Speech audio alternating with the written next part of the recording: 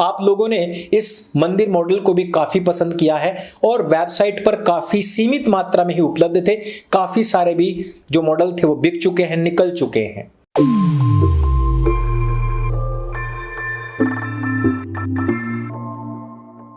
नमस्ते दोस्तों, आप सबका एक बार फिर से स्वागत है आपके अपने YouTube चैनल सत्य सनातन में। खुशखबरियां रुकने का नाम नहीं ले रही हैं और मोहम्मदीनों के द्वारा फैलाई जाने वाली गलतफहमियां भी रुकने का नाम नहीं ले रही हैं। जहां एक तरफ ज्ञानवापी मंदिर के अंदर से एक विशाल शिवलिंग का पता लगा है, जहां पर नमाज पढ़ते थे उसके पीछे ओम अंकित, खंडित लेकिन अंकित मिला है। यही नहीं, जो मथुरा में कृष्ण जन्मभूमि है उस पर भी यह बात का फैसला आ चुका है कि आगे भी कार्रवाई होगी। अगर फोटोग्राफी करनी होगी, वीडियोग्राफी करनी होगी, खुदाई करनी होगी, सब कुछ होगा। 19 तारीख आ चुकी है, इस पर फैसला भी सुनाया जाएगा। यही नहीं, एक और मजेदार चीज हुई है और वो ये हुई है कि भारतीय किसान यूनियन यानी कि बिकाऊ के जो अध्यक्ष और प्रवक्ता नरेश टिकैत और राकेश टिकैत बने बैठे थे, उनको भी तशरीफ पर लात मार करके बाहर किया गया है। और मैं तशरीफ पर लात मार करके बाहर करने की बात क्यों कर रहा हूं? क्योंकि जिस दिन उनके पिताजी का जन्मदिन था उसी दिन यह कार्य किया गया है और अब बीकेयू का नाम बदलकर भी बीकेयू अराजनीतिक कर दिया गया है। अध्यक्ष प्रवक्ता बदल दिए गए हैं। ये वही बिकाऊ के अध्यक्ष और प्रवक्ता थे जिनके खुद के बूथ पर भाजपा जीती थी। एक सबसे मजेदार खबर मैं आपको बताता हूं। आज उन लोगों को भी सबक मिल गया है जो अपने फ्लैट्स बेच करके शाहीन बाग में बिरयानी खिला रहे थे जिहादी कौम के लोगों को। वो मजेदार बात इसलिए है क्योंकि उन लोगों के सामने भी जिहादी मजहब के लोगों की सच्चाई आ गई है। बात तो दुखद है। पटियाला में गुरु की सराय, अर्थात जो हमारे 10 गुरु हुए हैं उनमें के जो नाम से बनी हुई जो सराय होती थी जिनमें हिंदू और सिख दोनों ही जाया करते थे, उसको भी मस्जिद में तब्दील कर दिया गया। आज विरोध हो रहा है। ये वही पंजाब है जहां पर आए दिन खालिस्तान के नारे लगते हैं, झंडे फहराए जाते हैं, दीवारों पर लिखा जाता है, लेकिन मनीष सिसोदिया ये कह करके पल्ला झाड़ लेता है कि हिमाचल प्रदेश में चल रहा है तो वहां के सीएम को इस्तीफा दे देना चाहिए। भैया, पंजाब में इतनी बड़ी बड़ी रैलियां हो रही हैं, दंगे हो रहे हैं, हिंदुओं के मंदिर तोड़े जाते खालिस्तानियों के द्वारा, तो तुम्हारा मुख्यमंत्री कब को इस्तीफा देगा? इन सब चीजों के ऊपर बात करेंगे और धन्यवाद प्रस्तुत करेंगे उन सभी का जिन्होंने सनातन सेतु के हेतु सनातन हाट से कुछ ना कुछ खरीदा है। आप लोगों ने इस मंदिर मॉडल को भी काफी पसंद किया है और वेबसाइट पर काफी सीमित मात्रा में ही उपलब्ध थे। काफी सारे भी जो मॉडल थे वो बिक चुके हैं, निकल चुके हैं। आप थोड़ा धैर्य बनाए रखें। एक मंदिर को बनने में तकरीबन 3 दिन लगते हैं। आप ऑर्डर देते रहेंगे, हम भिजवाते रहेंगे। सनातन सेतु का पहला हेडर भी बनकर के आ चुका है, वो हेडर भी आप यहां पर देख सकते हैं। आपको हेडर कैसा लगा, क्या समझ में आया, वो हमें बताएं। अगले हेडर्स भी बन रहे हैं जो और भी अच्छे होंगे। बात की शुरुआत करता हूं एक ट्वीट से। इस ट्वीट में एक मौलाना लिख रहा है कि ये देखिए तो फाउंटेन था और ये फाउंटेन को शिवलिंग बता करके भक्तगण लोग, अंधभक्त लोग बड़े कूद रहे हैं। मुझे यह बात समझ नहीं आई कि 350 साल पहले औरंगजेब यहां पर फाउंटेन लगवाने आया था या उसका अब्बा आया था या उसकी अम्मी आई थी। अब मैं बात करता हूं जो सच्चाई वाली बात है। इस फाउंटेन का वहां पर कोई जिक्र ही नहीं है। दरअसल वुजू अर्थात पानी को हाथ में लेकर के जब ऐसे करके मुसलमान धोते हैं ना, उसके जो स्थान है, उसका जो परिय क्षेत्र है, उसके बीच में एक वापी अर्थात कुएं जैसा स्थान है और उसके बीच में एक शिवलिंग जैसी स्थिति का बना हुआ एक पिंड है। अब किसी मुल्ला ने एक और ट्वीट किया और उसने कहा कि यह तो फाउंटेन है। उस फाउंटेन और इस फाउंटेन में दोनों में फर्क था, लेकिन इस फाउंटेन को यदि इस वीडियो के माध्यम से हम देखकर स्टिल करके फोटो देखेंगे तो आपको पता लग जाएगा कि नीचे का जो पत्थर है वो अलग है और ऊपर इसके सीमेंट रख करके इसको फाउंटेन जैसा दिखाने की कोशिश हुई थी। लेकिन आपको भी पता है कि पत्थर के ऊपर सीमेंट रखने से वो पत्थर नहीं बन जाता और बाकी की चीज सीमेंट भी नहीं बन जाती, एक दूसरे से जुड़ते भी नहीं है। यह जो सीमेंट था सूखने के बाद इसमें दरारें पड़ गई और वह स्पष्ट देखी जा सकती हैं। दोनों का कलर भी चेंज है, लेकिन मदरसा ग्रेजुएट्स इस बात को कहां जानेंगे भला।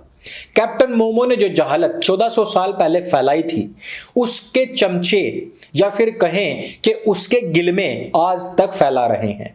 आप जानते ही होंगे, मैंने कई बार बताया भी है कि कैप्टन मोमो जो था वो 1400 साल पहले सिर्फ और सिर्फ अफवाहें फैलाता था। अफवाहें फैला करके लोगों को मैनिपुलेट करता था, बहका करके जो काफिर और मुशरिक होते थे उनके ऊपर हमले करवा देता था। और वही चीज आज भी होती है। बांग्लादेश में देखा होगा कि एक मूर्ति के नीचे कुरान रख दी गई और फिर हिंदुओं को मारा गया। भारतवर्ष में भी यही हुआ कि साबरमती एक्सप्रेस में अफवाह फैलाई गई, उनको जिंदा जला दिया गया। मुजफ्फरनगर में भी यही हुआ, भागलपुर में भी यही हुआ कि पहले अफवाह फैलाओ और फिर बाकी के लोगों को जो गैर मोहम्मदीन है उनको सबको मरवा दो। यह चीज का इतिहास कैप्टन मोमो से लेकर आज तक चलता आ रहा है। सच्चाई जो है वो सबके सामने है। अब चलते हैं ईदगाह प्रकरण के ऊपर। 19 तारीख सबसे बड़े फैसले का दिन है, लेकिन 18 तारीख को यह बात तय हो गई है कि कार्यवाही रुकने वाली नहीं है। और जिन लोगों ने झूठ बोला है, जिन लोगों ने यह बात कही है, उन सब को भी इसमें दायर किया जाएगा कि जिन्होंने अभी तक गलतफहमियां फैलाई हैं, अफवाहें फैलाई हैं, उन सब का भी संज्ञान लिया जाएगा। खुशखबरी की बात है तो वीडियो को लाइक भी कर देना और चैनल को सब्सक्राइब भी कर देना। आगे बढ़ता हूं थोड़ा सा। अब आती है बात आंदोलन जीवियों की। जिन आंदोलन जीवियों ने खूब पैसा खाया, सरकार को खूब कोसा, देश को गुमराह किया और कई लाख करोड़ की अर्थव्यवस्था डाउन की, उनके तशरीफ पर, उनके पिछवाड़े पर देखो, कुछ लोगों को हो सकता है बहुत गलत लगेगा, पर भाई लगने दो। मेरी बात तो बहुत लोगों को गलत लगती है, तुम्हें ही क्या आती, बहुत लोगों को गलत लगती है। 56 देश जो लेकर के बैठे हुए ना, उनके एक एक व्यक्ति को गलत लगती है। मेरा नाम सुनते ही बिना तिल्ली और बिना पेट्रोल, बिना घास फूस के उनके पिछवाड़े में आग लग जाती है। भाई तुम तो हो ही क्या चीज, तूने फिर भी एक दलाल की पूजा करी है, तूने फिर भी एक दलाल को अपना मालिक मान लिया है। वो तो कैप्टन मोमो को, जिसकी अल्लाह से सीधी बातचीत होती, भाई उसको मानते थे। जब उनकी में आग लग सकती है, तुम्हारी तो फिर भी फूस की बनी हुई है। तो भाई इसके पिछवाड़े पे लात मारी गई है। और इस व्यक्ति ने कितना लोगों को गुमराह किया। इसने भी बड़ा खलीफा बनने की कोशिश की, इसने भी पैगंबर बनने की कोशिश की, लेकिन सच्चाई सबके सामने आ गई। और इस व्यक्ति ने पूरे देश के अंदर जिन जिहादियों को हिंदुओं के घर में घुसपैठ करने का पूरा मौका दिया, इलेक्शन होते ही और समाजवादी पार्टी का विधायक बनते ही उस क्षेत्र में सबसे पहले इसी की खाप की लड़की उठाई गई थी। मैंने बहुत वीडियो बनाया उसके ऊपर। इस व्यक्ति ने जितनी गलतफहमियां फैलाई वो सब एक साइड।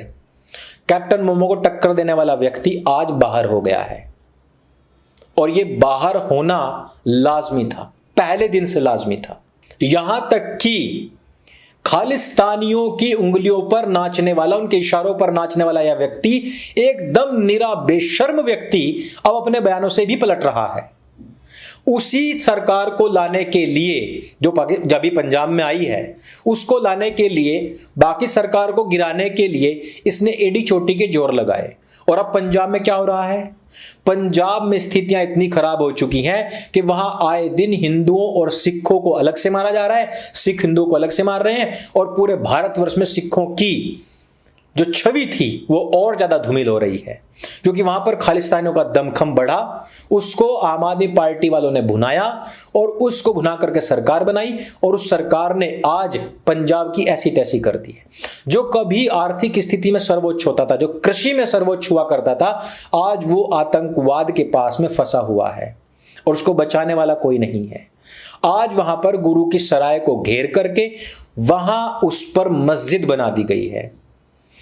यही नहीं, जहां एक तरफ पूरे पंजाब के अंदर मस्जिद और चर्च लगातार बढ़ते जा रहे हैं, वहीं पर यह भी बात संज्ञान में आई है कि अभी ऐसे बहुत सारे इमारतें हैं, ऐसे बहुत सारे स्थान हैं, केवल और केवल काशी जी में ही, जिनके ऊपर तोड़ करके मस्जिद बनाई गई हैं। इन सब बातों को आप क्या कहेंगे?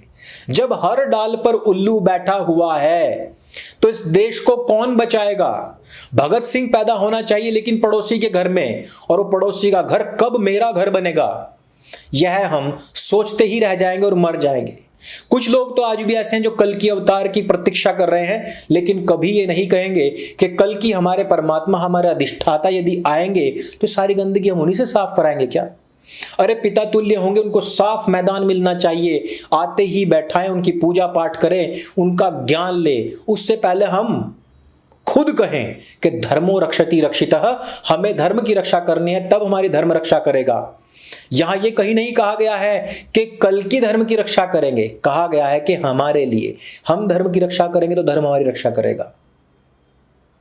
बहुत सारे लोग होंगे जो प्रतीक्षा करते होंगे, बहुत सारे लोग होंगे जो कहेंगे अंकुर आर्य समाजी है तो अवतारवाद में मानता ही नहीं है। मैं तो मानता हूं भाई, हर एक व्यक्ति अवतार है। जब अहम ब्रह्मास्मि को मानते हो तो स्वयं में अवतार को क्यों नहीं मानते? स्वयं क्यों धर्म की रक्षा के लिए नहीं खड़े होते हो?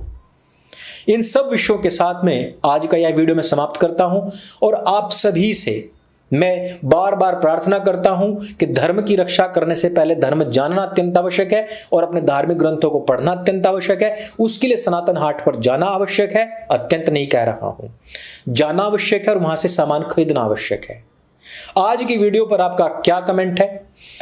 ज्ञानवापी में मिलने वाले शिवलिंग, मुसलमानों के द्वारा फैलाई गई गलतफहमियों, नमाज के स्थान पर मिलने वाले खंडित ओम के चिन्ह और प्रतीक्षारत नंदी के विषय में आपका क्या कहना है? हमें नीचे कमेंट करके जरूर बताइएगा और हमें बताइएगा कि हजारों हमारे खंडित मंदिर हमें कब तक वापस मिल जाएंगे और आप उसके लिए क्या क्या कर सकते हैं।